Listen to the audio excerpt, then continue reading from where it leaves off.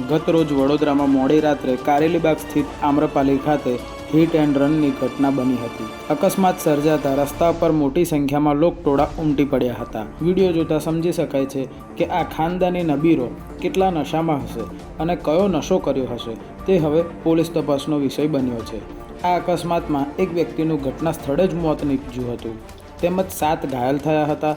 આ ઘટનાને જોતા સ્થાનિક લોકોમાં ભારે ગુસ્સો જોવા મળ્યો અને લોકોએ આરોપીને પકડીને માર મારતા પોલીસ ઘટના સ્થળે પહોંચી તેને કાબૂમાં લીધો હતો અને અટકાયત કરી હતી. જોઈન્ટ પોલીસ કમિશનર ડૉક્ટર લીના પાટીલ, સાંસદ અને ભાજપના પ્રમુખ પણ હાજર થઈ ગયા હતા. આરોપી રક્ષિત મૂળ વારાણસીનો રહેવાસી છે અને MS યુનિવર્સિટીમાં અભ્યાસ કરે છે.